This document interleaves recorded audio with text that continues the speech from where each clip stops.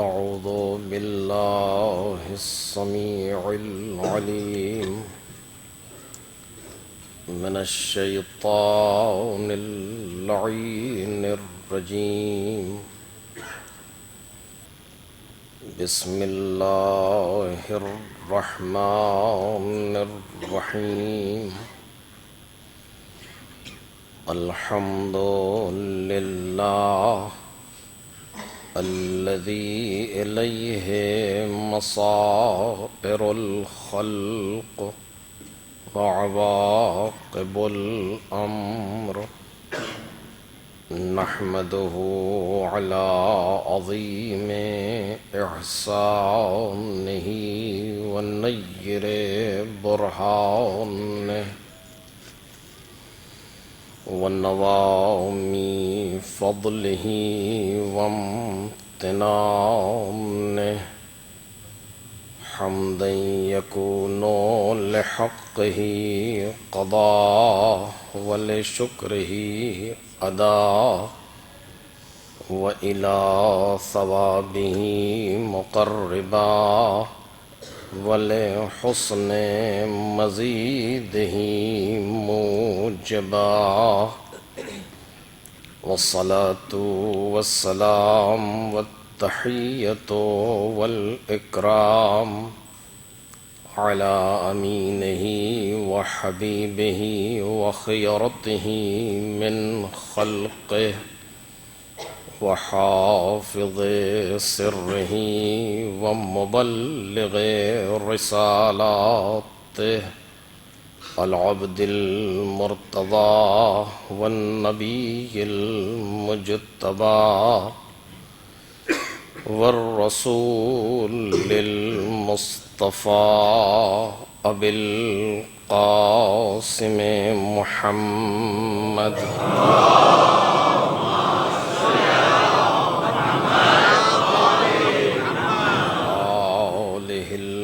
الطيبين الأطهرين الأكرمين المعصومين المظلومين الذين أذهب الله عنهم الرجس وطهرهم تطهيرا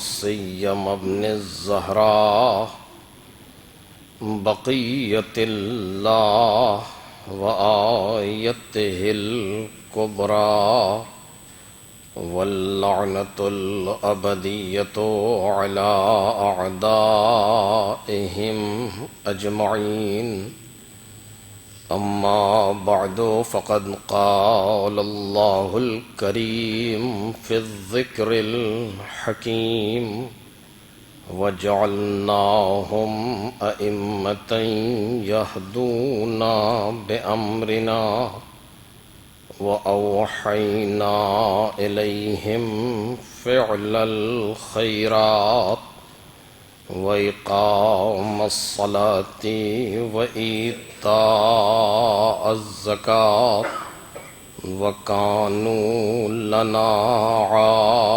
عابدين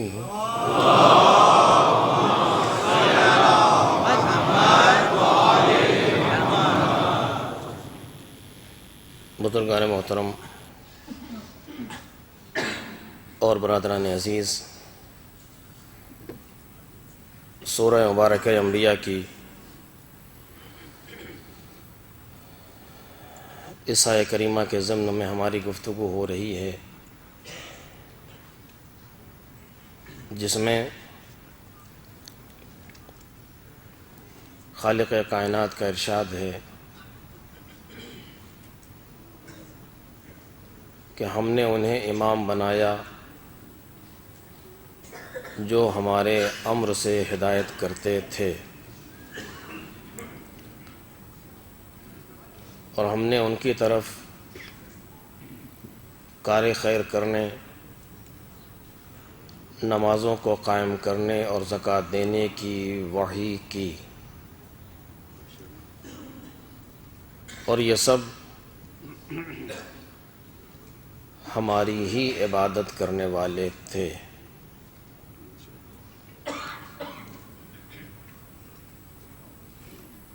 معرفت امام کے موضوع پر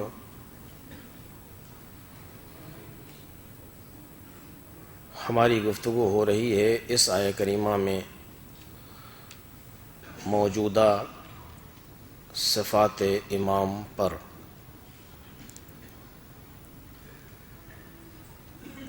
اس آیہ کریمہ میں امام کی کچھ صفتوں کو بیان کیا گیا ہے، جن میں سے کچھ صفات سالہ گزشتہ میں عرض ہوئیں اور ان کے ضمن میں گفتگو ہوئی، کچھ صفات اس سال مورد نظر ہیں جنہیں بیان کرنا ہے۔ ایک مقدماتی مسئلہ ہے اس ضمن میں جسے عرض کرنا مناسب سمجھتا ہوں، معرفت کے ہی حوالے سے۔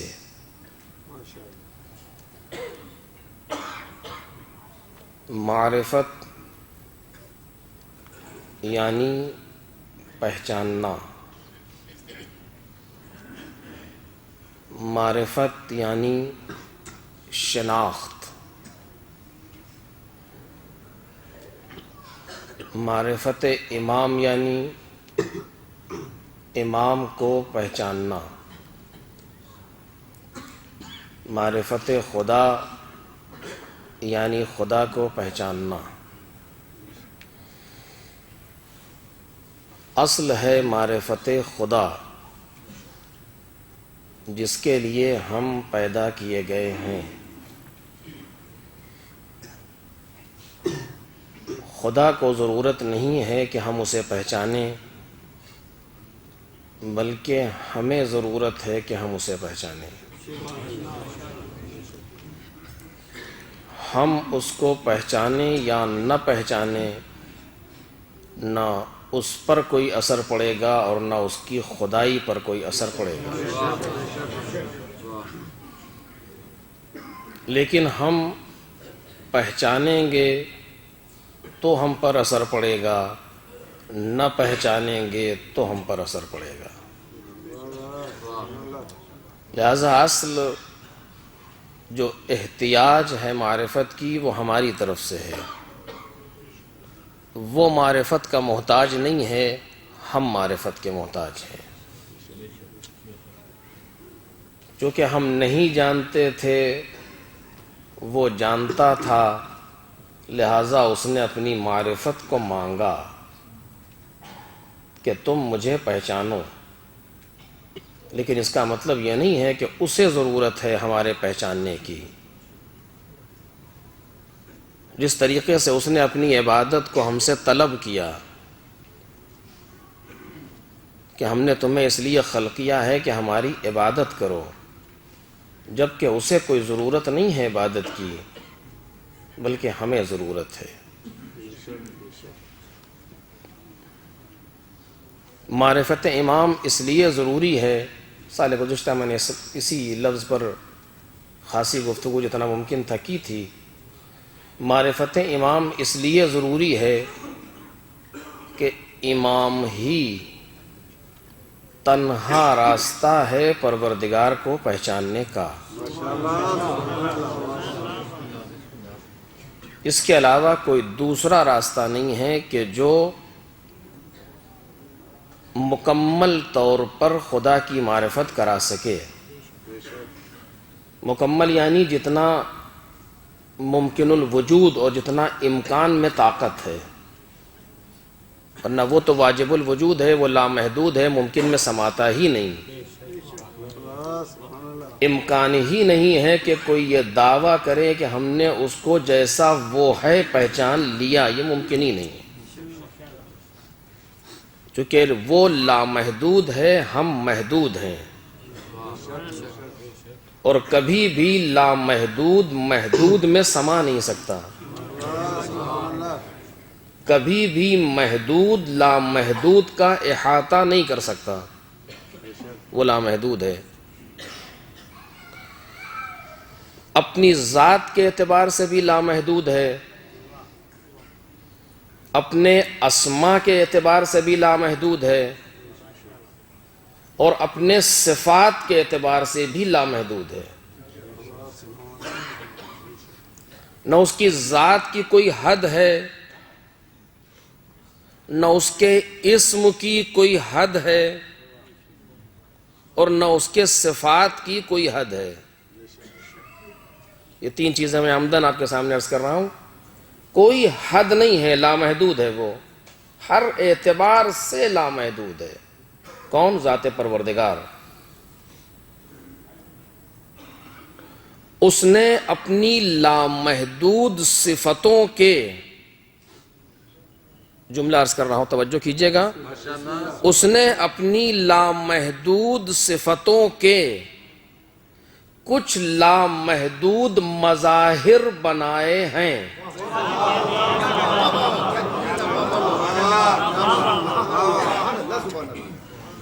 اس نے اپنی لامحدود صفتوں کے کچھ لامحدود مظہر بنائے ہیں۔ چونکہ مظہر یعنی جہاں سے کوئی چیز ظاہر ہوتی ہے، اگر مظہر محدود ہو تو لامحدود صفت کو ظاہر نہیں کر سکتا۔ اس کی توضیحات گزر چکی ہیں، دوبارہ عرض نہیں کروں گا۔ اس نے اپنی صفات لامحدود کے مظاہر بنائے، وہ بھی لامحدود، چونکہ ممکن نہیں تھا کہ اس کی صفت لامحدود کو کوئی مظہر محدود واضح کر سکے۔ مثلا اس کا علم لامحدود ہے، ہم اس کے علم کے مظہر نہیں ہو سکتے، کیونکہ ہمارا علم لامحدود نہیں ہے، محدود ہے۔ ہم اپنی حد تک ظاہر کر سکتے ہیں، اس کی حد سے نہیں۔ کوئی ایسا چاہیے لامحدود جو اس کے علم کو ظاہر کرے۔ مسئلہ اپنے علم کا نہیں ہے، مسئلہ اس کے علم کا ہے۔ اس کا علم لامحدود ہے تو یہ بھی کوئی لامحدود چاہیے۔ وہ کون ہے لامحدود؟ جس کو اس نے اپنا مظہر بنایا ہو۔ کہاں ہیں وہ لوگ؟ بس انہی کا پہچاننا تو امتحان ہے۔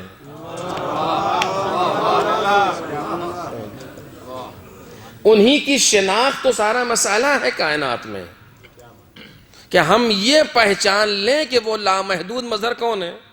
سارا مسئلہ اسی کا تو ہے کہ یہ معلوم ہو جائے کہ وہ افراد کون ہیں جو ذات پروردگار کے صفات لامحدود کو ظاہر کرتے ہیں۔ یعنی یہ اس پر اگر ذرا سا آپ ذہن پر زور دیں تو واضح ہوگی، بعد میں بچوں کے لیے عرض کر رہا ہوں۔ خدا کی صفت لامحدود کو ظاہر کرنا یہ ممکن ہی نہیں جب تک انسان لامحدود خود نہ ہو۔ جو خدا کی صفت کو ظاہر کرنے کے معنی کیا ہے؟ خدا کی صفت لامحدود ہے، اور جب خدا کی صفت لامحدود ہے تو جب ظاہر ہوگی تو لامحدود ظاہر ہوگی، تبھی تو مظہر بنے گا پروردگار کا۔ اور کون ظاہر کرے گا؟ جو خود لامحدود ہو۔ وہ لامحدود کون ہے؟ اب یہی تو پہچاننا، یہی تو امتحان ہے۔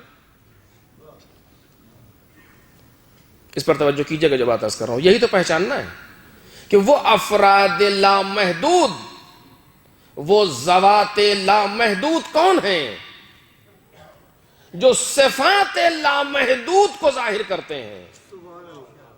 وہ لوگ کون ہیں؟ ساری کائنات کا دار و مدار اسی شناخت پر ہے۔ ساری کائنات کا دار و مدار اسی شناخت پر ہے۔ جو جتنا پہچان لے گا، کل میں نے عرض کیا تھا، وہ اپنے کمال کے میدان میں اتنا آگے بڑھ جائے گا، انہی کو پہچاننے کے لیے۔ سرکار سید الشہداء علیہ الصلوۃ والسلام کی ایک حدیث تھی،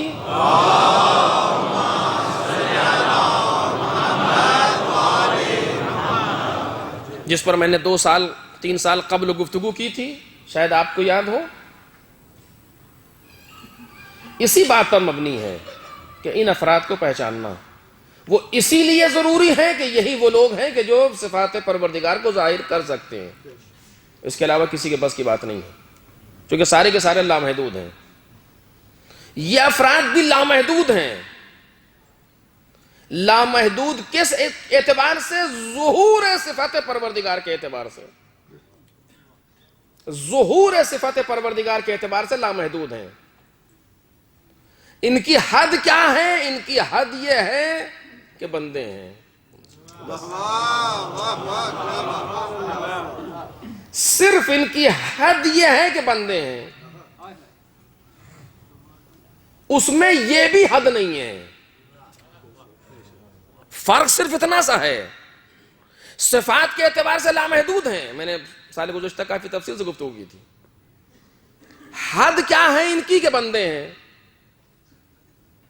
یعنی بندوں میں کچھ ایسے بندے ہیں جو لامحدود ہیں صفات کے اعتبار سے،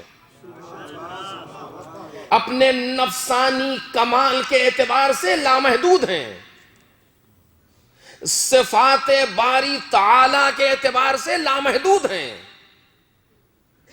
جو صفتیں ان کے اندر پائی جاتی ہیں وہ ان کی نہیں ہیں، صفت پروردگار کی ہے۔ توجہ کیجئے، یہ نہایت سخت ہے۔ جو صفتیں ان بندوں میں پائی جاتی ہیں وہ ان کی نہیں ہیں، وہ پروردگار کی صفتیں ہیں جو ان سے ظاہر ہو رہی ہیں۔ اسی لیے کسی صفت میں ان کے یہاں کوئی حد نہیں پائی جاتی۔ یہ نہیں کہا جا سکتا کہ ان کا تحمل یہاں تک ہے، اس کے بعد ختم ہو گیا، نہیں، سوال ہی نہیں پیدا ہوتا۔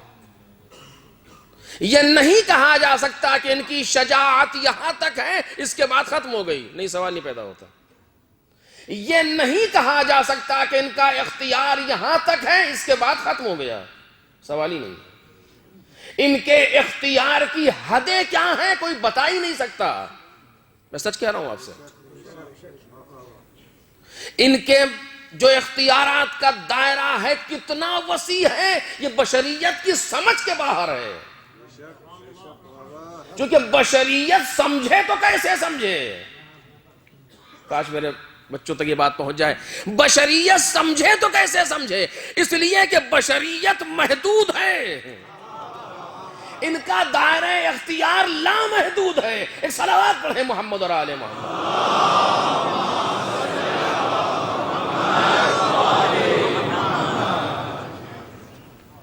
میں جب یہاں تک بات آئی ہے تو صرف ایک بات آپ کے سامنے کہہ کر کے آگے بڑھوں گا، توجہ کیجئے گا کہ ان کے دائرے پر گفتگو ہے اور اس پر ایک سوال ہے، اس پر مجھے 2-1 دن میں جواب دینا ہے، اسی پر گفتگو ہے۔ حد کیا ہے؟ میں نے کہا لامحدود۔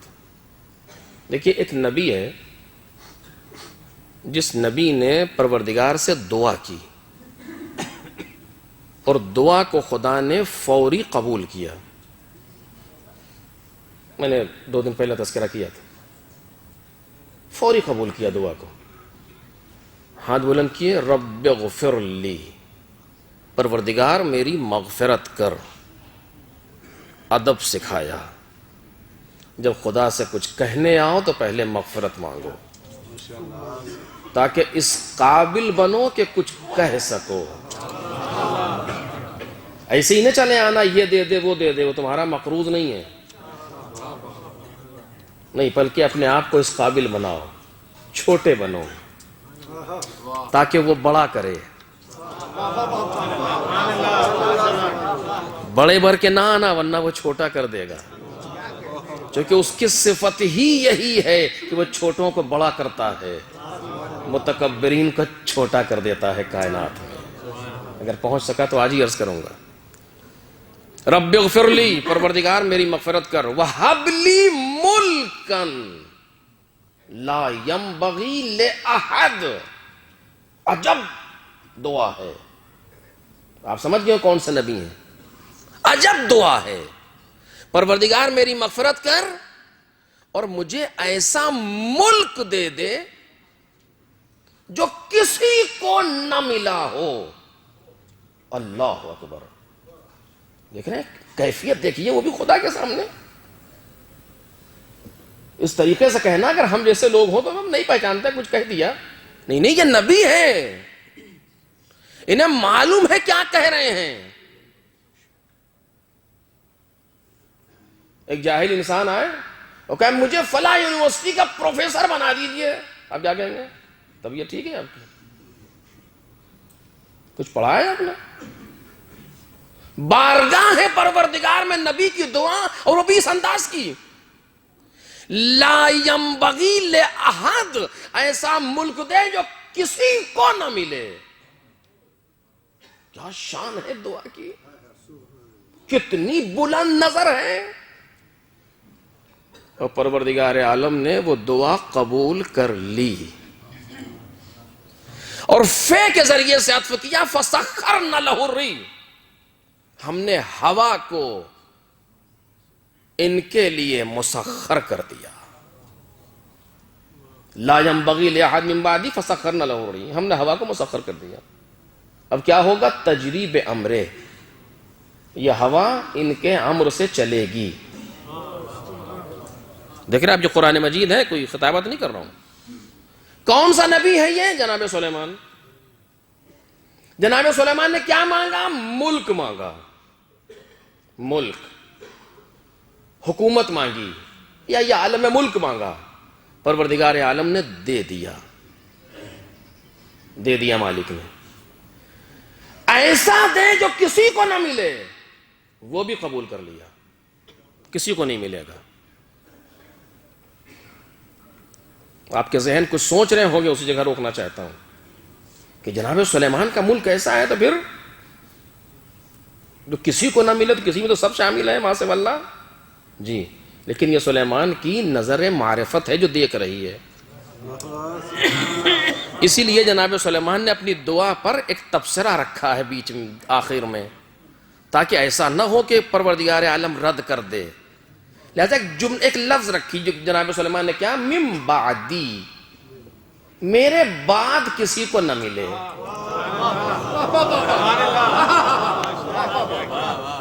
اس کا مطلب یہ ہے کہ میرے پہلے کچھ ایسا ملک لے چکے.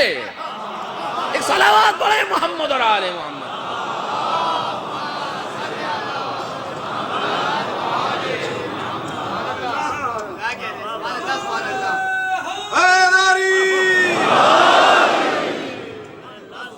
یہی تو ہوا اس کا مطلب.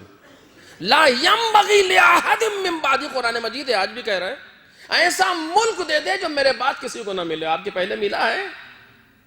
ہم نے انبیاء کا تذکرہ دیکھا, جناب آدم سے لے کر کوئی ایسا نبی نہیں نظر آیا اس کے پاس ایسی شان رہی ہو, اس طریقے سے, اس کے لیے پروردگار عالم نے اس طریقے سے بیان کیا ہو. فسخرنا لہ الریح تجری بامرہ, اور چیزوں کی بات چھوڑیے, ہم نے ہوا کو جناب سلیمان کا تابع بنا دیا. فتجری بامرہ, تجری بامرہ, اب ہوا امر سلیمانی سے چلے گی. اس حاشیے کی کیا ضرورت تھی؟ یہ بات سے بات نکل رہی.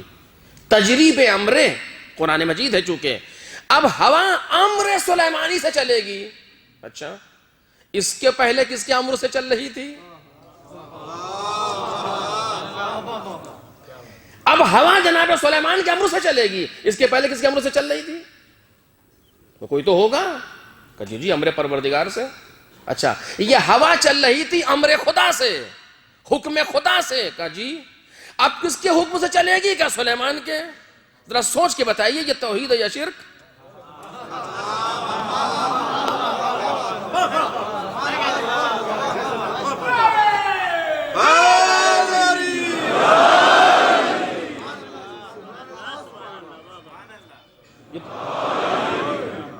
یہ تو قرآن مجید ہے, تو کوئی روایت تو نہیں.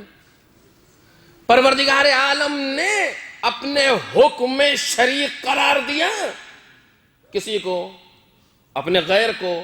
غیر اللہ شریک ہے پروردگار کے امر میں, چونکہ یہ امر سلیمانی سے چلے گی جو امر اللہ سے چلتی تھی. تو امر اللہ میں امر سلیمانی شریک ہے یا نہیں؟ کہا نہیں، یہ تو اس نے خود بنایا ہے، یہ تو اس نے خود بنایا ہے، تو ہم اور کیا کہہ رہے ہیں اس کے علاوہ؟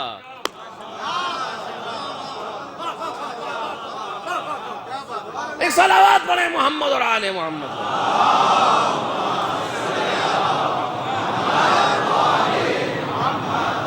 یہ ہوا عمرو سلیمانی سے چلے گی۔ اگر ہوا سبزی کے، میں اس کو روکنا چاہتا ہوں تاکہ بات بچوں تک پہنچ جائے، اگر جناب سلیمان ہوا سے یہ کہتے ہیں کہ ہوا بے جان ہوا، اور جناب سلیمان کہیں کہ اب مشرق سے مغرب کی طرف چل، تو کیا ہوا میں یہ طاقت ہے کہ مغرب سے مشرق کی طرف چلی جائے؟ جدھر جناب سلیمان مشرق سے مغرب کی طرف جا تو ادھر ہی جائے گی۔ کیوں؟ اس لیے قرآن پروردگار کہہ رہا میں نے تابع بنا دیا، ہوا کو تابع میں نے بنایا ہے، ہوا میری ہے، میں نے تابع بنایا ہے، اور میں نے کہا ہے کہ عمرو سلیمانی سے چل، چونکہ وہ خالق ہے، خالق علی الاطلاق ہے، وہ جس کو جو حکم چاہے دے سکتا ہے تکویناً، اور اسی نے ہوا سے کہا کہ آپ عمرو سلیمانی پہ چلنا، وہ چلے گی۔ طاقت نہیں ہے ہوا میں کہ عمرو سلیمانی سے نہ چلے، نہیں۔ تھوڑا سا اور دقت کریں اس مسئلے پر، ہوا عالم تکوین کا حصہ ہے، ہوا کوئی زندہ مخلوق اس طریقے سے نہیں ہے جس سے امر نہیں کی جا سکے، بلکہ عالم تکوین ہے۔ عالم تکوین یعنی جناب سلیمان کو ہوا سے کہنے کی ضرورت نہیں ہے کہ مشرق سے مغرب کی طرف چل، نہیں، بلکہ ادھر جناب سلیمان نے ارادہ کیا، ادھر ہوا چلی۔ کاش میری بات واضح ہو جائے، ادھر جناب سلیمان نے ارادہ کیا، ادھر ہوا چلی۔ مثلا میں آپ سے کہہ رہا ہوں، پروردگار عالم اگر یہ آیت آپ کی شان میں نازل کر دے کہ ہم نے آنکھ کو تمہارا تابع بنا دیا، اب یہ آنکھ تمہارے کہنے سے دیکھے گی، اگر کوئی ایسی آیت نازل ہو جائے قرآن مجید میں، تو آپ اسے کیا سمجھیں گے؟ کہ ہم نے آنکھ کو تمہارا تابع بنا دیا، بینائی کو تمہارا تابع بنا دیا، اب یہ آنکھ تمہارے کہنے سے دیکھے گی۔ یعنی آپ کیا کہیں گے آنکھ سے؟ سامنے دیکھ پھر وہ دیکھے گی، ایسا ہوگا؟ داہنے دیکھ پھر وہ دیکھے گی، ایسا ہوگا؟ نہیں، بلکہ تکوین کا حصہ ہے، جو آپ سے جدا نہیں ہے، تکوین کا حصہ ہے۔ ادھر ارادہ کیا، ادھر اس نے دیکھا۔ عالم تکوین میں خلل واقع نہیں ہو رہا ہے، چونکہ پروردگار نے تابع بنایا ہے اس بینائی کو ہمارا، پروردگار عالم نے اس ہاتھ کو ہمارا تابع بنایا ہے، ہم چاہیں تو اٹھ جائے گا، ہم چاہیں تو گر جائے گا، کہنا نہیں پڑے گا، ارادے کا تابع ہے، ارادے کا تابع ہے۔ جناب سلیمان کو ہوا سے کہنا نہیں ہے کہ تو چل، نہیں، اپنے مقام پر بیٹھے بیٹھے جناب سلیمان نے ارادہ کیا ہوا ادھر سے ادھر چلے، چل دے گی، چونکہ تکوین کا حصہ قرار دے دیا۔ کاش میری بات واضح ہو جائے، یہ سخت ہے فلسفی بحث ہے، چونکہ تکوین کا حصہ قرار دے دیا، اب ارادہ سلیمانی حاکم ہے تکوین پر۔ ارادہ جس طریقے سے آپ کا ارادہ آپ کے اعضاء و جوارح پر حاکم ہے یا نہیں ہے؟ ابھی آپ بیٹھے ہیں،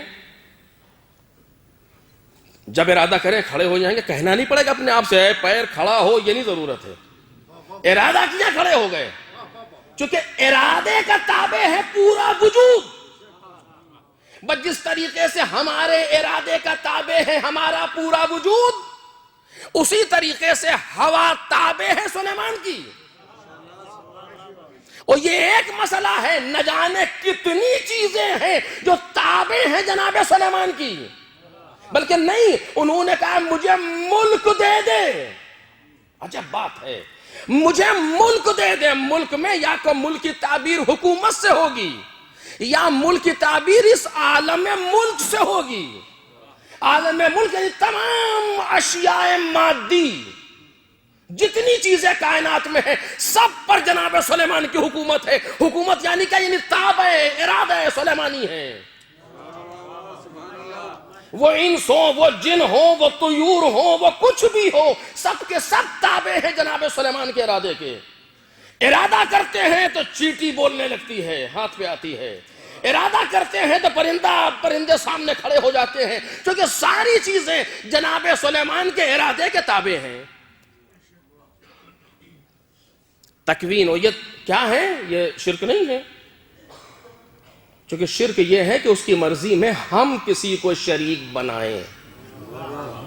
یہ خدا اور اسی کے مقابلے میں یہ کوئی اور نہیں. اگر وہ کسی کو اختیارات دے تو یہ شرک نہیں ہے، یہ شرک نہیں ہے. اگر یہ شرک ہے تو جناب سلیمان کا سارا شرک ہے.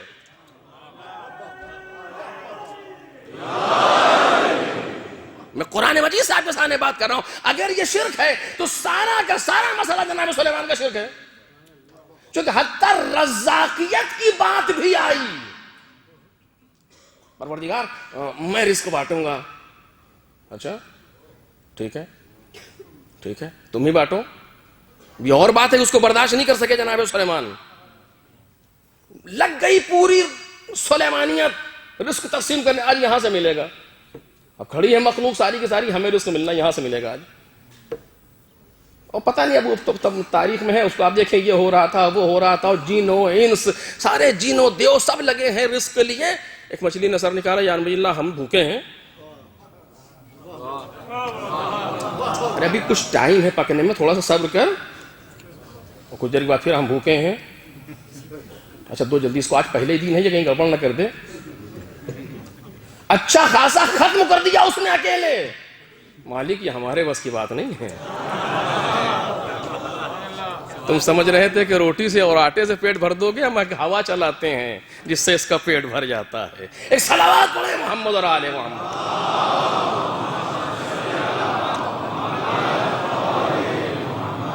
بہت سارے ابھی مومنین تشریف لا رہے ہیں. آزادار آپ سب سے دستبستہ گزارش کرتا ہوں کہ جتنا آپ لوگ آگے آ سکتے ہیں آ جائیں، جتنا سمٹ کے بیٹھ سکتے ہیں بیٹھ جائیں. باہر بہت سارے مومنین بیٹھے ہیں. محمد و آل محمد صلوات.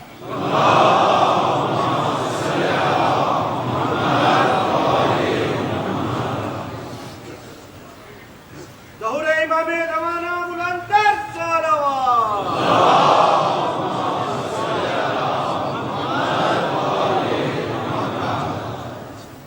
دیکھیے آپ ہمارے ارادے کے تابع نہیں ہیں، ہمیں کہنا پڑتا ہے کہ آگے آئیے. ایک صلوات پڑھے محمد اور آل محمد.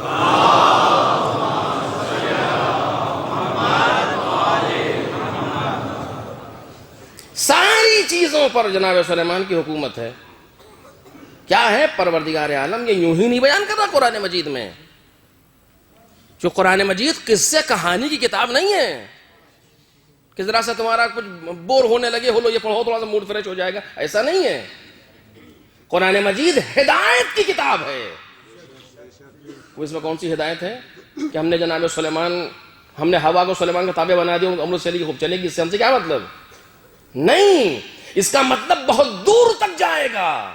غور کرو، اس میں معرفت کے نکات پائے جائیں گے جس کے لیے تم خلق ہوئے ہو. یہ دائرہ جناب اختیار جناب سلیمان ہے جو پروردگار عالم بیان کر رہا ہے. ہم نے ان کو تکوین پر حکومت دی. یہی تو ہوتی ہے ولایت تکوینی. اسی کو تو کہتے ہیں ولایت تکوینی. غیر اللہ ولایت تکوینی. اور یہ شرک بھی نہیں ہے، عین توحید ہے. تو مجھے یہ بیان نہیں کرنا ہے اس چیز پر، ورنہ بہت نکات ابھی یہاں موجود ہیں، اسے بیان کیا جائے. جناب سلیمان ایسی حکومت رکھنے والا، ایسا ملک مانگا جو کسی کو نہ ملے. ایک دن اپنی حکومت کا جائزہ لے رہے ہیں، کھڑے ہوئے ہیں، پرندے سایہ کیے ہیں جناب سلیمان پر. اچانک پیشانی پر سورج کی کرن پڑی. ایسے کر کے دیکھا تو ایک پرندہ بیچ میں نہیں ہے. قرآن مجید نے نام تک دیا، ہدہد. مالی لا ارى الہدہد. کیا ہو گیا ہے کہ میں ہدہد کو نہیں دیکھ رہا؟ میں اس کو ذبح کر دوں گا، ضرور ضرور ضرور، یا اسے سخت ترین عذاب کروں گا، یا یہ کہ کوئی خبر لے کر کے آئے۔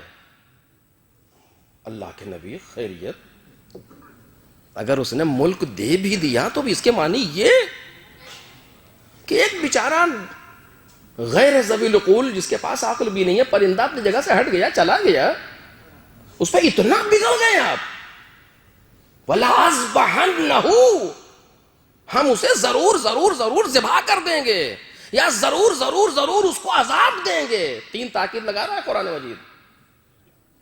یا یہ کہ کوئی خبر لے کر کے آئے، فَمَكَثَ غَيْرَ بَعِيدٍ، تھوڑا ہی وقت گزرا تھا کہ وہ آ گیا، اور اس نے بھی اسی مزاج سے جواب دیا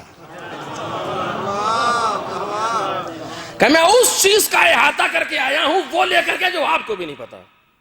اللہ اکبر، خیریت، اس نے ملک کے سوا کی خبر دی۔ بہرحال اس سے بحث نہیں ہے، میں ایک لفظ کے لیے کہہ رہا ہوں یہ۔ خب جناب سلیمان جب ایک ہٹ گیا تو اس کو کون سی خاص بات ہے؟ کہا نہیں، مجھے مزاج بنانا ہے۔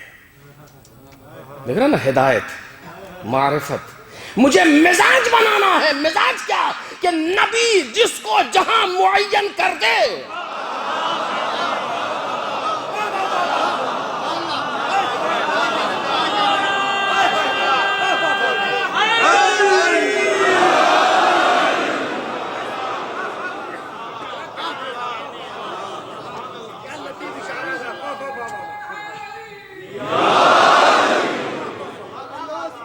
اسے حق نہیں ہے جگہ چھوڑنے کا، معرفت ہے۔ میں بھی اس جگہ پہنچا چاہ رہا جہاں مجھے آنا آپ کے ساتھ ساتھ۔ نبی جسے جہاں معین کر دے، خبردار۔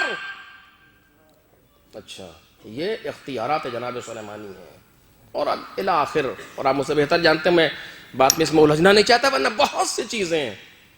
آپ دیکھیے آ ہی گئی ہے، تو کہتے ہیں کہ ایکم یاتینی بعرشہا، تم میں سے کون ہے جو اس کا تخت لے آئے؟ تو قال عفریت من الجن، جنوں میں ایک دیو نے کہا، بڑا جن، انا آتیک بہ قبل ان تقوم من مقامک، اس سے پہلے کہ اپنی جگہ سے آپ کھڑے ہوں میں لے آؤں گا۔ بہت دیر ہو جائے گی، اٹس ٹو لیٹ، یہ دیر ہے۔ اچھا، ایک جگہ پر ایک مسابقہ ہو رہا تھا، بچے قرآن سنا رہے تھے، حفظ۔ ایک 7-8 سال کے بچے نے 30-35 سورے سنائے، تو مولانا صاحب نے کہا کہ بیٹا بس کرو، میں نے تمہیں فرسٹ ڈویژن سے پاس کر دیا۔ تو دوسرے والے بولے کہ جب سنا رہا ہے تو سنتے کیوں نہیں، اور سنیے۔ یعنی مسئلہ اس کا نہیں ہے، اگر یہ کہیں پھنس گیا تو نہ آپ کو یاد ہے نہ مجھے یاد ہے، تو اس سے پہلے کہ آبرو جائے اسے پاس کیجیے، اپنے آپ کو بچائیے۔ ایک صلوات پڑھیں محمد اور آل محمد۔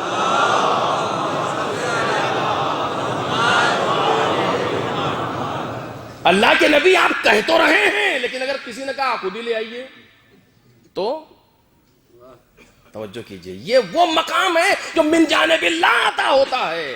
یہاں یہ نہیں ہوتا کہ اگر ہم غلط ہو تو تم صحیح کرنا۔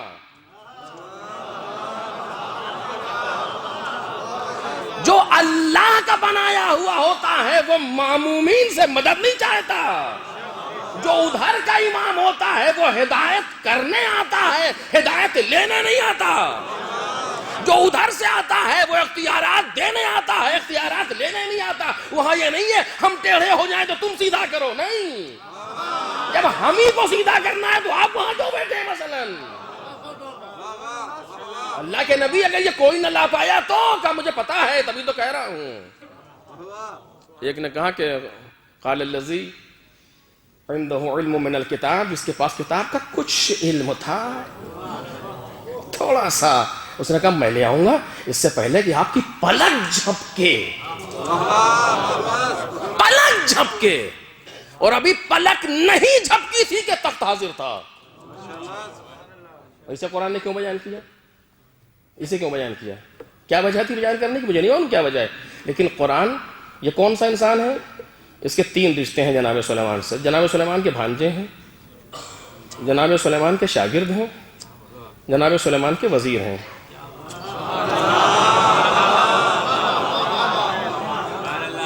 بھانجے ہیں، کوئی رشتہ ہے نسلی، شاگرد ہے جناب سلیمان نے پڑھایا ہے، وزیر ہے جناب سلیمان کے.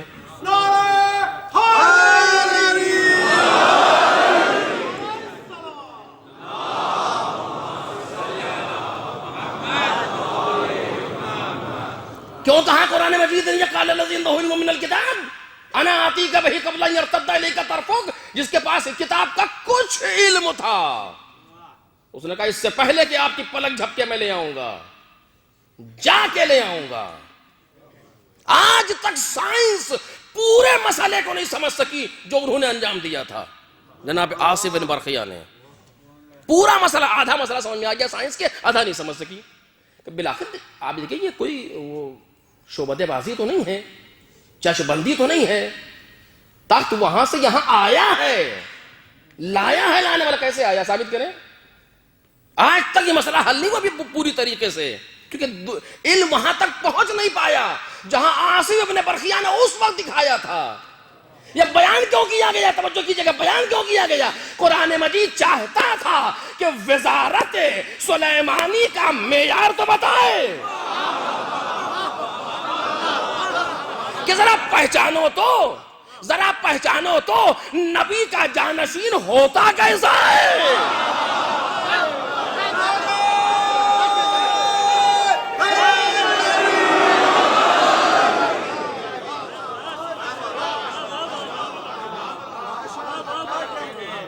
ذرا پہچانو تو نبی کا جانشین ہوتا کیسا ہے. اور جیسے جیسے نبوت بڑھے گی، جیسے جیسے نبوت کا معیار بڑھے گا، ویسے ویسے جانشینی کا معیار بھی بڑھنا چاہیے. اب زمانہ خود سوچ لے، جب وزیر سلیمان کی کیفیت یہ ہے تو وزیر محمد مصطفیٰ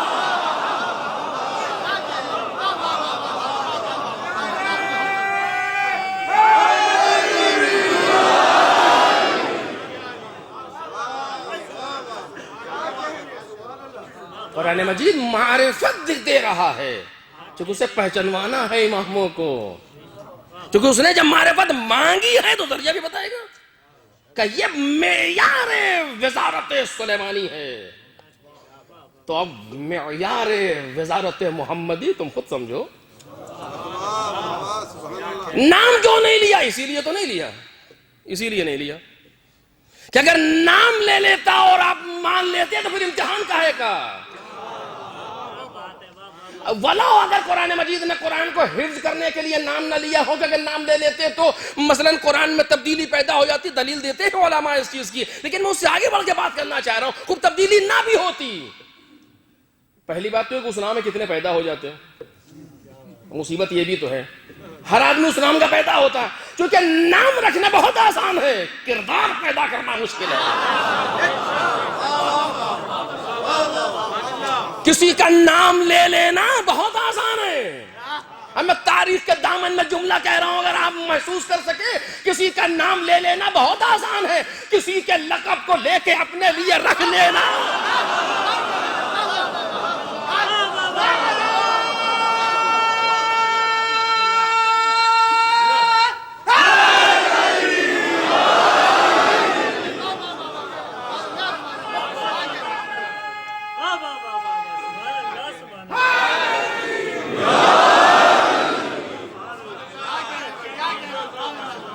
اس میں کیا جاتا ہے؟ اس میں کون سا مسئلہ ہے؟ کسی کا لقب میں نے لے لیا اور اپنے لیے رکھ لیا، میں بھی فلاں ہوں. آپ دیکھ لیجئے بعض جگہوں پر القاب جیسے جھولے میں رکھ کے دیے جاتے ہیں. جب میں پہلی بار جا رہا تھا مجلس پڑھنے کے لیے پاکستان، تو ہمارے استاد نے ہم سے کہا کہ انشاءاللہ علامہ برنی گردی. فارسی میں انہوں نے کہا کہ جا تو رہے ہو، انشاءاللہ علامہ بن کے آؤ گے. تاریخ تشیع میں علامہ اتنے گزرے ہیں کہ جو انگلیوں سے آگے نہیں بڑھ سکتے. اور آج لقب لینے میں کون سی مشکل ہے؟ کردار پیدا کرنا اہم ہے. کہ یہ وزارت ہے جناب سلیمانی، نام اسی لیے نہیں لے رہا ہوں، اگر نام لیتے ہو تم مانتے تو بات ہی کیا تھی. ہمیں امتحان لینا ہے تمہارا، کردار تمہیں دے رہا ہوں ما سبق کے انبیاء میں. دیکھو سلیمان کا وزیر ایسا ہوتا ہے، کم از کم ایسا تو لاؤ. یہ امتحان ہے، یہ امتحان ہے، کم از کم اس منزل پر تو لاؤ، پھر کچھ سوچا جائے گا، ورنہ بات تو اس سے آگے ہے. تو خیر میں عرض کر رہا تھا کہ یہ اختیار ہے جناب سلیمان کا، پروردگار نے اختیار دیا. لا ینبغی لأحد، ایسا ملک دے جو کسی کو نہ ملے. خوب نہیں ملا، ہٹ گیا پرندہ، اتنا مزاج. اس کے بعد کیا ہوا؟ ایک دن جناب سلیمان نے اپنی فوج کا جائزہ لینا شروع کیا. میرے سامنے سے فوجیں گزریں، جنوں کی، انسانوں کی، حیوانوں کی، درندوں، جتنی فوجیں تھیں سب گزرنا شروع ہوئی جناب سلیمان کے سامنے سے. اور حکم یہ ہے کوئی اوپر نہ آئے. اب کس کی مجال جو جناب سلیمانی کے حکم کے خلاف ورزی کر سکے؟ کھڑے ہوئے فوج کا جائزہ لے کے کر کے دستے کے دستے گزر رہے ہیں. اچانک ایک آواز ہے، السلام علیک یا نبی اللہ. وعلیکم السلام، آپ کیسے آئے؟ میں نے تو منع کیا تھا. اس نے، اب یہ میرے الفاظ ہیں، اس نے مسکرا کے جواب دیا، اللہ کے نبی جہاں تک آپ کی حکومت کا دائرہ ہے ہم اس کے پرے سے آئے ہیں.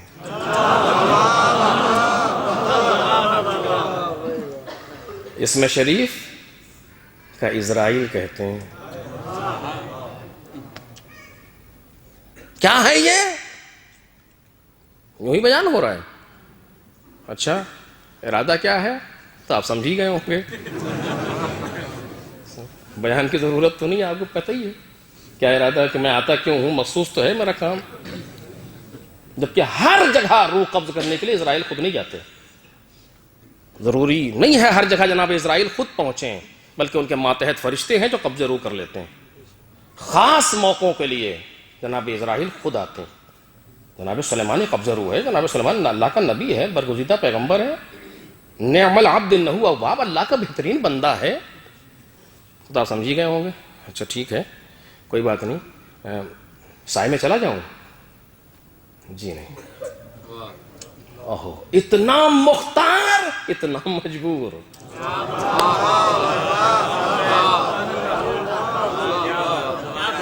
سائے میں چلا جاؤں؟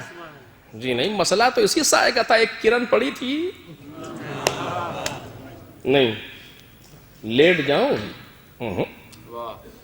بیٹھ جاؤں؟ جی نہیں. جیسے کھڑے ہیں آپ حالت کو اپنی چینج نہیں کر سکتے.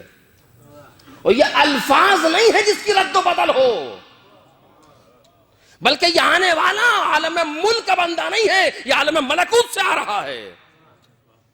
عالم ملکوت جو ملک کے اوپر عالم ہے، وہاں سے آنے والا فرشتہ ملکوت کی مخلوق ہے. اور اس نے آنے کے بعد جناب سلیمان کو لیٹنے، سائے میں جانے، لیٹنے بیٹھنے تک کی مہلت نہیں دی. اس لیے قبض روح کا مسئلہ ہے. آپ کے تمام اختیارات وہاں ختم ہو جاتے ہیں جہاں سے موت شروع ہوتی ہے. توجہ کیجئے گا. اب سمجھ میں آیا کہ جناب سلیمان نے منبادی کیوں رکھا تھا. کچھ ان کے پہلے تھے جو خدا سے ملک لے چکے. کیسے معلوم ہو وہ کون؟ کہیں جانے کی ضرورت نہیں ہے. نہ کسی مورخ سے پوچھو، نہ کسی مفسر سے پوچھو، نہ کسی تاریخ داں کے پاس جاؤ، نہ کسی عالم کے پاس جاؤ. ذرا اتنا دیکھو اسرائیل کہیں رکا یا نہیں.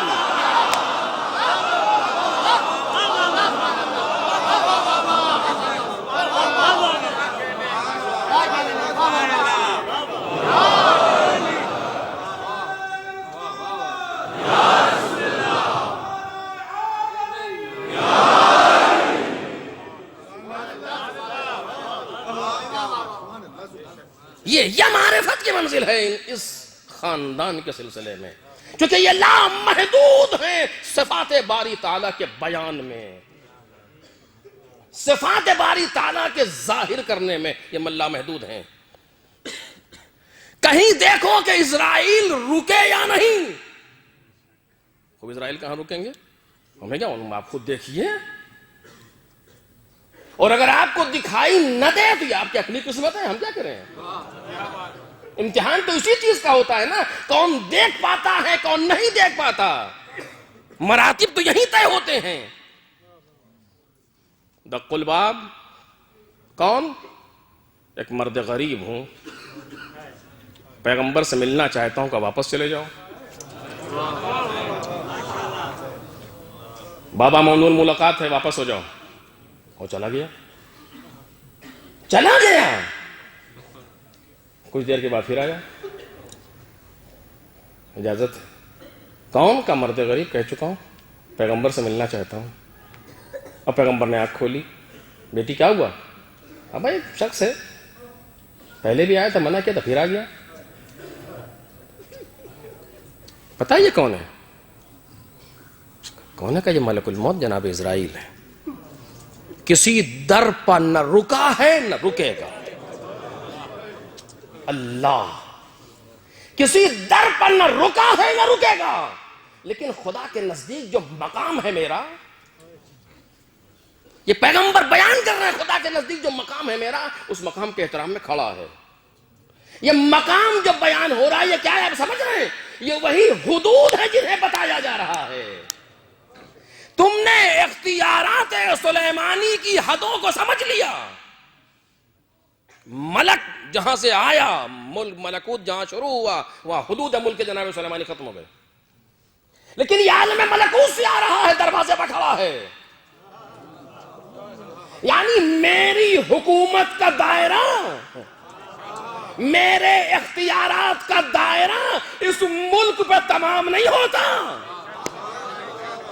بلکہ اس ملک سے آگے جو ملکوت ہے وہاں بھی میری حکومت چلتی ہے۔ آپ سمجھ میں آیا کیوں کہہ رہے تھے میں یہاں کے راستوں سے زیادہ وہاں کے راستوں سے واقف ہوں؟ ایک صلوات بولتے ہیں محمد اور آل محمد۔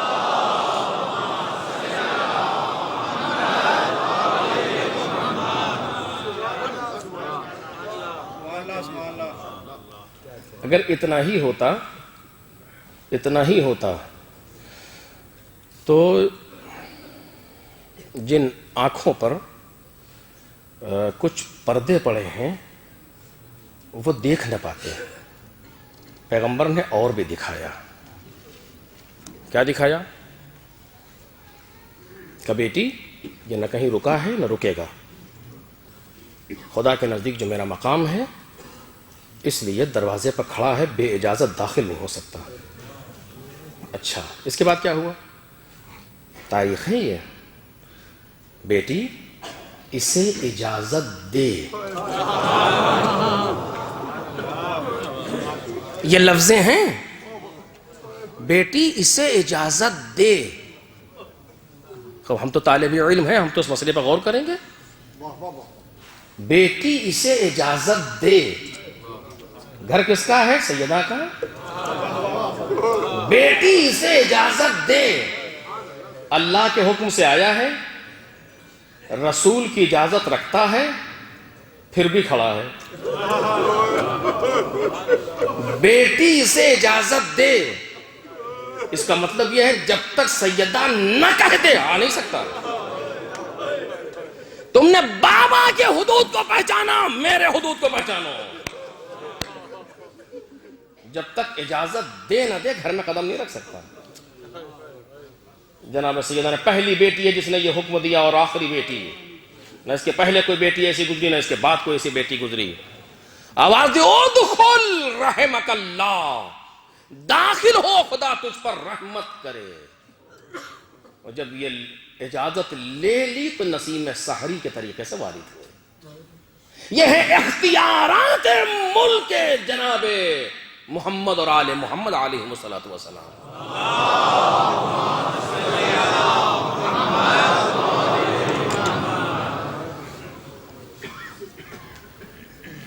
اور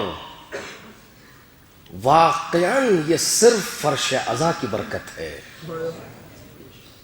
ورنہ کہاں نصیب ہوتا ہے کہ ہم آل محمد کے سلسلے میں اس طریقے سے گفتگو کریں۔ یہ درسگاہ ہے، سید الشہداء ہے جس نے ہمیں یہ موقع دے دیا۔ کتنی ایسی باتیں ہیں جو خطیب سوچ کے بھی نہیں آتا، اور اس جگہ سے مل جاتی ہیں، اس میں اپنا کمال نہیں ہوتا، کسی کا لطف ہے، کسی کے دعا کا اثر ہے، کتنے ویرانوں کو گلزار بنا دیتی ہے۔ تم سمجھتے ہو بزرگوں کی دعا کچھ بھی نہیں؟ یہ درس گاہ حسینی ہے، جہاں بیان کا موقع بھی ملتا ہے، جہاں سننے کا موقع بھی ملتا ہے۔ یہی وہ جگہ ہے جہاں سے معرفت لی جاتی ہے، جہاں سے ہمیں ضروری ہے کہ ہم بھی اپنی معرفت میں اضافہ کریں اور آپ بھی اپنی معرفت میں اضافہ کریں۔ مسئلے کو چھیڑ نہیں سکا جو آج سوچ کر کے آیا تھا کہ آپ بھی اپنی معرفت میں اضافہ کریں، یہ وہ درسگاہ ہے۔ مالک کا شکر ہے کہ ہم غربت میں بھی رہ کر کے اس درسگاہ سے وابستہ ہیں۔ لائق تقدیر ہے وہ افراد جو حسین ابن علی کے لیے ذرہ برابر بھی کوئی خدمت کر سکیں، وہ اپنے پیسے کے ذریعے سے ہو، وہ اپنے وقت کے ذریعے سے ہو، وہ اپنے قلم کے ذریعے سے ہو، وہ اپنے اختیارات کے ذریعے سے ہو۔ لائق تقدیر ہے وہ افراد۔ میرے عزیزو، یہ شکر کرنا چاہیے ہمیں خدا کا ہر مجلس کے بعد کہ موقع مل گیا، موقع مل گیا۔ اگر وہ اجازت نہ دیتا تو گھر میں رہ جاتے، آ نہیں سکتے تھے۔ آپ کے سامنے والنٹیئرز آ رہے ہیں اسی ذکر کی بقا کے لیے۔ بقا بھی نہیں، یہ لفظ غلط ہے،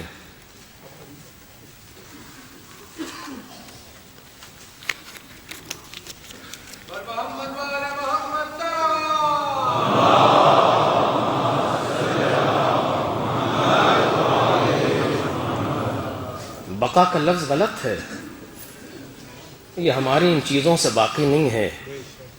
اس کی بقا کے لیے سیدہ کی دعا کافی ہے۔ یہ تو ہم اپنی بقا کے لیے جو کر سکتے ہیں وہ کریں۔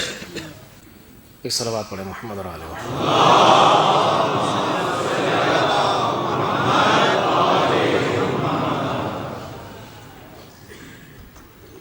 پروردگار عالم نے اپنے ان لامحدود صفات کے لیے لامحدود مظاہر بنائے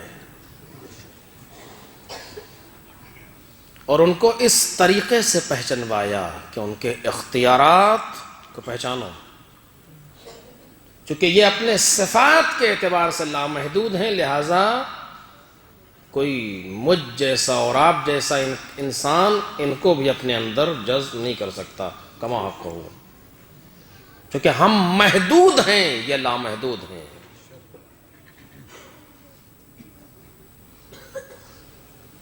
ہاں، جو ان سے جتنا قریب ہوتا جائے گا، جو میں موضوع سوچ کر کے آیا تھا وہ نہیں پڑھ پا رہا ہوں کیونکہ وقت میں گنجائش نہیں، اسی جگہ بات کو روک رہا ہوں، کل انشاءاللہ جو ان سے جتنا قریب ہوتا جائے گا، کیسے ہوگا یہ انشاءاللہ بعد کی تقاریر میں، جو جتنا قریب ہوتا جائے گا وہ اتنا اپنے آپ کو بلند کرتا جائے گا۔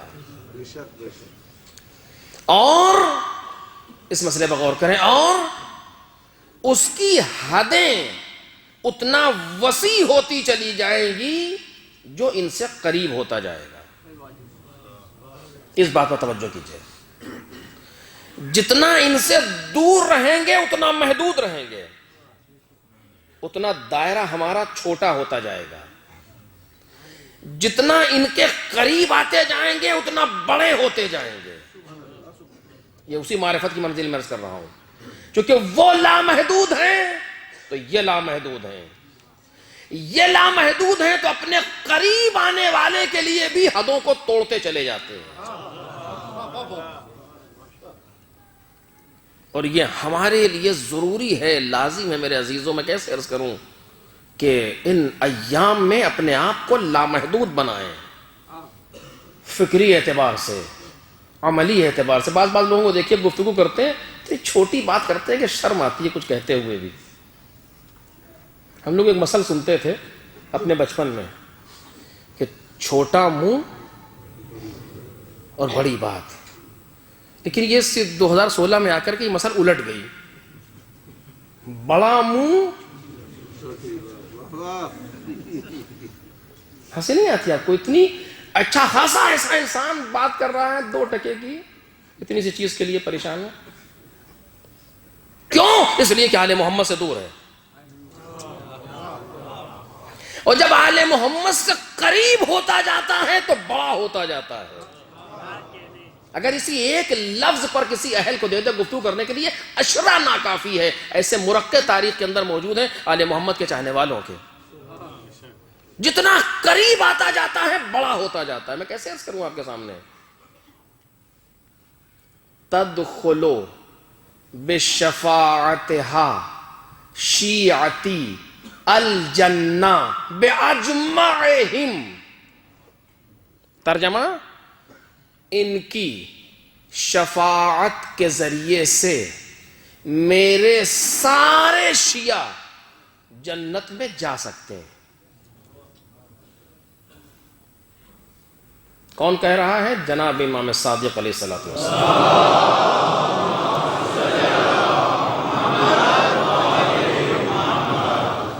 اپنی شفاعت نہیں، ان کی شفاعت کے ذریعے تھے، اس کی شفاعت کے ذریعے سے ہمارے سارے شیعہ جنت میں جا سکتے ہیں. اس جملے کا مطلب کیا ہے؟ اب بات آئی ہے، صرف جلدی سے عرض کروں پر بات تمام.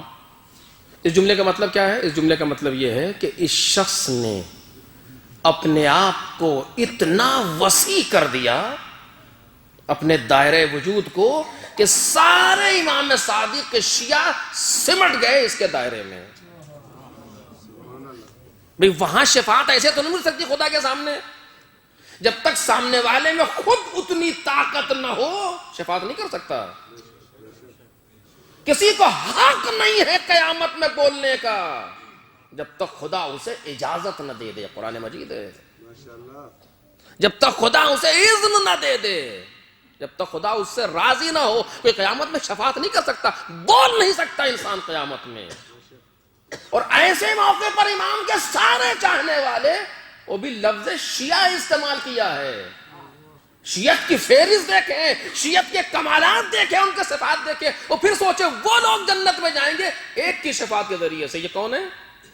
یہ وہ شخصیت ہے جو نہ اماموں میں ہے، نہ 14 معصومین میں سے ہے، بلکہ امام کاظم کی بیٹی ہے. عمر کتنی ہے؟ 28 سال. 28 سال 28 سال کی مختصر سی عمر میں اتنا بڑا کر دیا اپنے آپ کو کہ سارے شیعہ اس کے وجود کے ماتحت آ گئے. اتنا وسیع. او جی کون سی بیٹی؟ آپ سمجھ گئے ہوں گے. جناب معصوم قم علیہ الصلوۃ والسلام.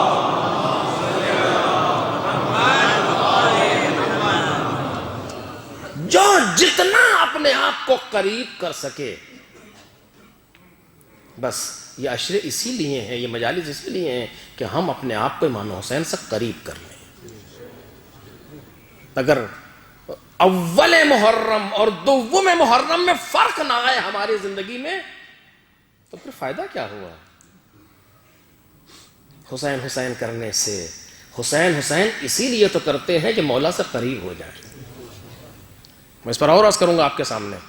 آپ دیکھیے، جب انسان دور ہے خوف زدہ ہے، جب قریب آیا تو مطمئن ہو گیا. کیوں؟ حسین اطمینان دیتے ہیں، حسین بڑا کر دیتے ہیں انسان کو. کل تک چھوٹا تھا تو صرف چند سکوں میں گھوم رہا تھا، چند ٹکوں کے پیچھے تھا، اور جب حسین ابن علی کے قریب آیا تو اتنا بڑا ہو گیا کہ اب جان کی بھی پرواہ نہیں رہ گئی. دیکھ رہے ہیں؟ یہ معرفت ہے. معرفت ہے. میں اس کو دوسرے موضوع پہ کرنا چاہ رہا تھا لیکن وہاں تک نہیں آ سکا. یہ معرفت ہے جو انسان کو بدل دیتی ہے. اور یہ امام جانتا ہے کس کو کہاں سے عارف بنانا ہے. مجھے نہیں معلوم کیسے بات آ گئی بی بی تک. میری بیٹی تو اسے اجازت دے، ملک الموت کو. اور جب سیدہ نے کہا تو گھر میں قدم رکھا. پیغمبر پہچانوانا چاہتے ہیں معرفت سیدہ. پہچانو یہ بیٹی کیسی ہے. 2 چیزیں آج تاریخ میں جو بہت ضروری ہیں آج کے زمانے میں، ایک غدیر اور ایک فاطمیہ. انشاءاللہ اگر عشرے میں وقت ملا تو میں عرض کروں گا آپ کے سامنے. ایک غدیر اور ایک فاطمیہ، جتنا ہم کر سکتے ہو ان کے لیے کریں. غدیر ضرورت ہے دنیا کو پہچانوانے کی. ابھی دنیا نے پہچانا نہیں، یہ غدیر کہتے کسے ہیں؟ جس پر دار و مدار ہے شیعت کا، اسے غدیر کہتے ہیں. اور ایک فاطمیہ جناب سیدہ، یہ ذات بھی نہ پہچانی گئی ہے نہ پہچانی جا سکے گی، لیکن جتنا ہم پہچان سکتے ہیں پہچانے. بتائیں جناب سیدہ کو دنیا کے سامنے کہ بی بی تھی کون. اس لیے کہ جو سیدہ تک پہنچ گیا اس کے پاس پھر کوئی راستہ بچتا ہی نہیں ہے سوائے یہ کہ وہ یا ہدایت پا جائے یا پھر جہنم میں چلا جائے. درمیان کچھ ہے ہی نہیں. اور یہ ہمارا کمال ہونا چاہیے. اس سلسلے کی آخری بات، یہ ہمارا کمال ہونا چاہیے کہ ہم انسان کو سیدہ تک لے آئیں. بس. اور یہی کام حسین ابن علی نے کیا علیہ الصلوۃ والسلام. یہی کام انجام دیا. جب دیکھا کہ زیادہ بہک چکا ہے تو حسین ابن علی نے اسے گھما کے سیدہ تک پہنچا دیا. کیونکہ اب جرأت اور جسارت اتنی زیادہ ہو گئی کہ اب اور کوئی راستہ نہیں بچا. اب کسی ہائی ڈوز کی ضرورت ہے جو اسے ہدایت کر سکتی ہے، ورنہ اب نہیں. وہ کون ہے؟ وہ کوئی اور نہیں، میری ماں سیدہ. اللہ اللہ، میں کیسے کہہ رہا ہوں آپ محسوس کر رہے ہوں گے. حسین ابن علی خر کے لشکر سے ملے، سامنے سے لشکر کو آتے ہوئے دیکھا. پہلے سے انتظام کیا ہے مولا نے، امام ہیں جانتے ہیں، پہلے سے انتظام کیا ہے. منزل شراف سے کہا جتنا پانی بھر سکتے ہو بھر لو. 1000 کا لشکر آیا تھا، حسین ابن علی نے سب کو سیراب کر دیا. خود سوچو، جب ہم مادیات سے تم کو اتنا سیراب کر سکتے ہیں تو اگر ہمارے پاس آ جاؤ گے ہم تمہیں کوثر سے بھی ایسے ہی سیراب کریں. سب کو سیراب کیا، حتیٰ جانوروں تک کو پانی پلا دیا. گفتگو ہوئی، کہا دیکھو ہم خود نہیں آئے، تم نے ہمیں بلایا تھا جو آئے.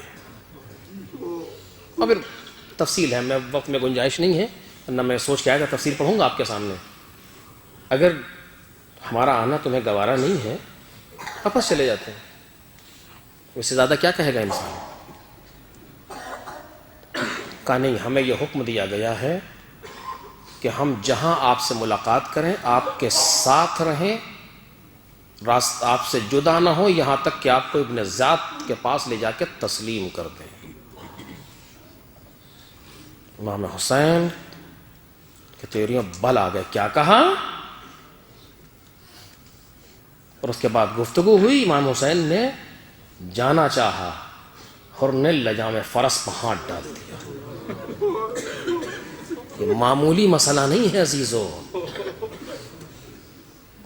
جرأت چاہیے، دل چاہیے اس کام کے لیے.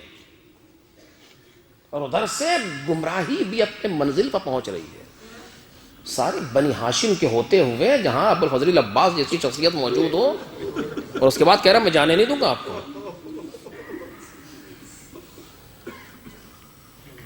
امام کیا کرنے آئے ہیں دنیا میں؟ ہدایت. امام کون ہے؟ ہادی. اپنے آخری وقت تک امام ہدایت کرتے ہیں.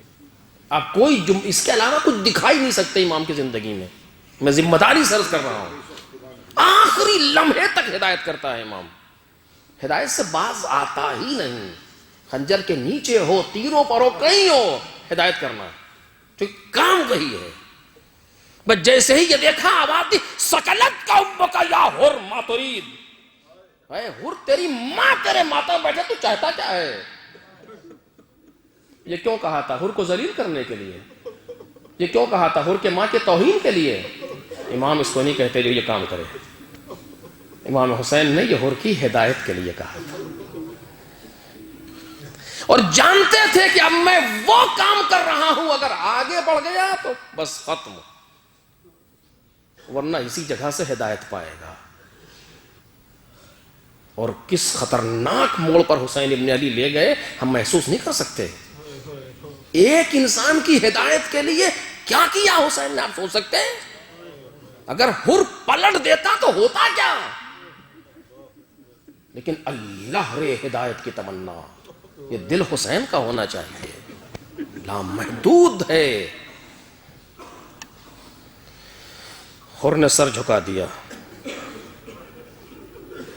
کہا حسین ابن علی اگر عرب میں کسی نے ایسے موقع پر میری ماں کا تذکرہ کیا ہوتا میں پلٹ کے اس کی ماں کا تذکرہ کرتا. لیکن کیا کروں کہ آپ کی والدہ کو سوائے خیر کے یاد نہیں کر سکتا.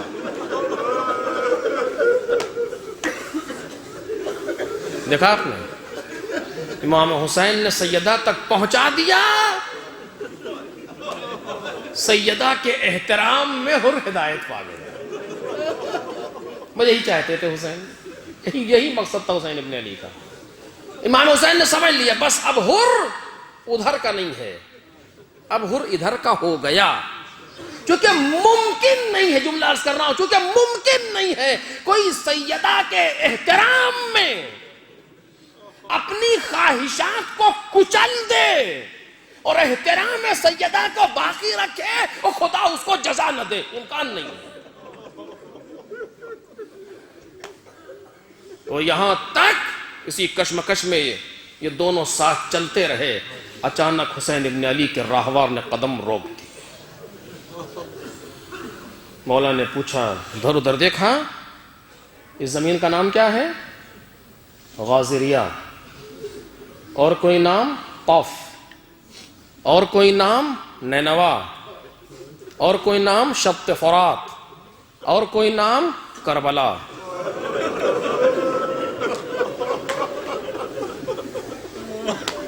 اعوذ باللہ من کرب و بلا. اترو, اونٹوں کو بٹھاؤ, جوانوں اپنے گھوڑے سے اترو. آ گئی وہ زمین جس کا مجھے انتظار تھا.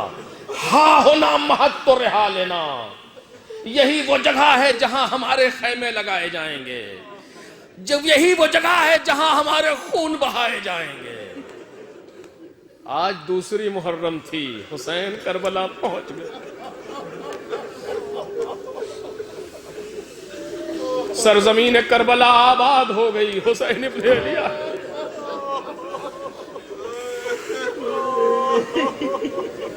اس کے بعد مولا ایک ایک جانب سے گھرنا شروع ہوئے.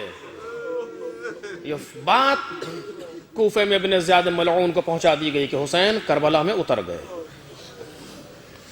حر کے رسالے نے حسین ابن علی کا احاطہ کیا ہوا ہے. فوجیں آنا شروع ہوئی, ہزار ہزار کے لشکر, 3-3, 4-4 ہزار کے لشکر آنا شروع ہوئے. زمین کربلا ہل رہی ہے, لشکر پر لشکر آ رہے ہیں. چاروں طرف سے حسین ابن علی گھرتے جا رہے ہیں, یہاں تک کہ شب عاشور آ گئی. حر عمر سعد کے پاس آیا, کہ ابن سعد کیا کل واقعاً جنگ ہوگی؟ یہ جملے ہیں مقتل کے. کیا کل واقعاً جنگ ہوگی؟ کہاں جنگ ہوگی, اور ایسی جنگ ہوگی جس کا کم ترین حصہ ہاتھ و سر و پیر کا کٹنا ہوگا. بس یہ سننا تھا کہ حر مڑے اور مڑ کر کے چلے. اب کوئی طاقت نہیں ہے جو حر کے قدم کو روک لے. بھائی ملا, بھیا خیریت, کہاں جا رہے ہو؟ کہا مولا حسین کی طرف. بیٹا علی, بابا کہاں؟ کا مولا حسین کی طرف. کہا ہم بھی چلیں گے. کہا ایک چھوٹا سا کارواں لیے, بھائی, بیٹا, غلام لیے ہوئے, نظریں جھکی ہوئی.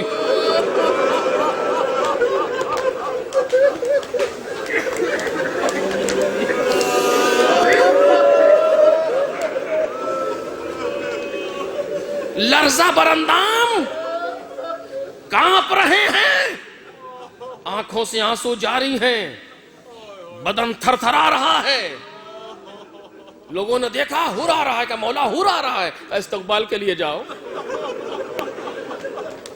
आए इमाम हुसैन के पास हाथों को जोड़ के खड़े हुए, फर्जंद रसूल क्या मुझ जैसे गुनहगार की तौबा कबूल।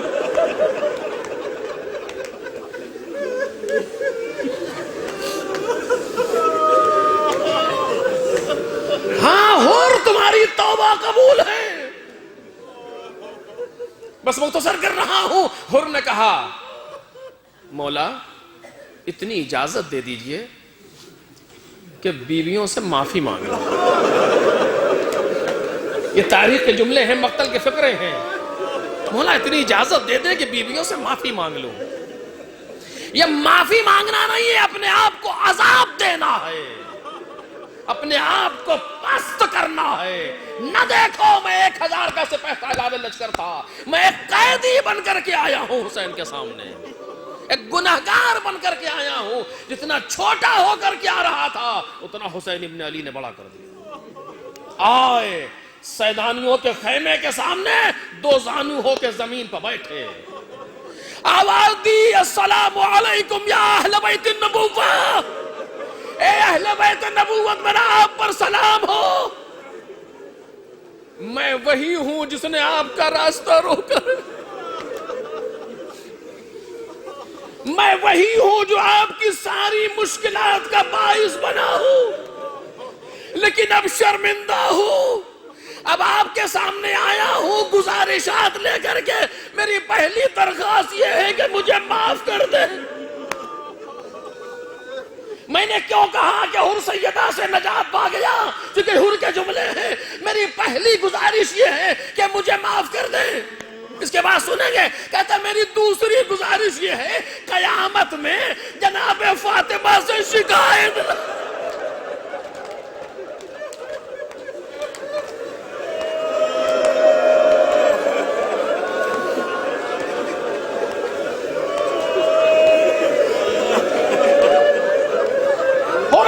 हुर के ज़हन में जुमला गूंज रहा है, सकलत का उम्मत। हुर ने हुसैन की माँ को याद रखा हुआ है, लर्जा बरंदाम है नाम सैयदा पर, सैयदा से शिकायत न कीजिएगा। मक्तल के फिक्रे हैं, इतना दर्द था हुर की आवाज में, खैमों से कोहराम मचा। वाह मोहम्मदा वाह गुरबता। हुर खाक को उठा के सर पे डालता है, अरे काश मेरे हाथ शल हो गए होते और मैंने वो न किया होता जो किया।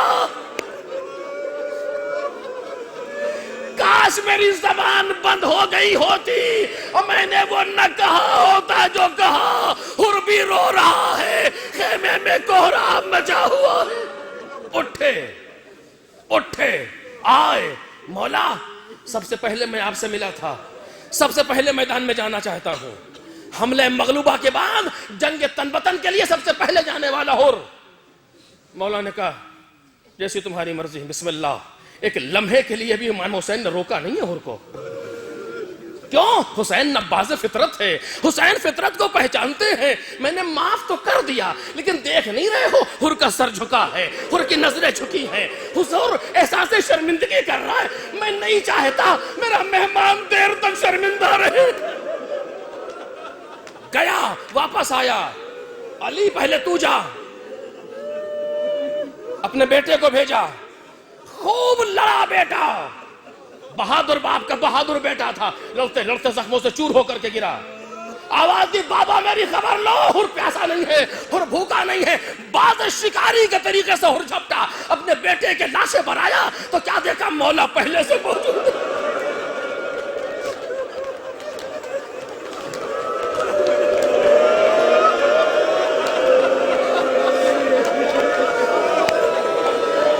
बेटे का गम भूल गया। आका आका आपने जहमत की, ए हुर ये मेरा मेहमान था। एक हुक्म शरीयत के लिए हुसैन आ गए। हुर ने चाहा कि झुक के बेटे का लाशा उठा ले, इमाम हुसैन ने हाथ पकड़ लिया। अरे हुर कहीं ये भी होता है कि बूढ़ा बाप जवान की मैयत उठाए? अरे मकरूह है बाप के लिए یہ لاش اٹھانا. حسین نے اٹھانے نہ دیا. آواز دوں گا ہور. ارے اس وقت آنا جب اسی بوڑھے باپ کے ہاتھوں پر 6 مہینے کا لاشا ہوگا. کبھی آگے کبھی پیچھے. انا للہ و انا الیہ راجعون. رزم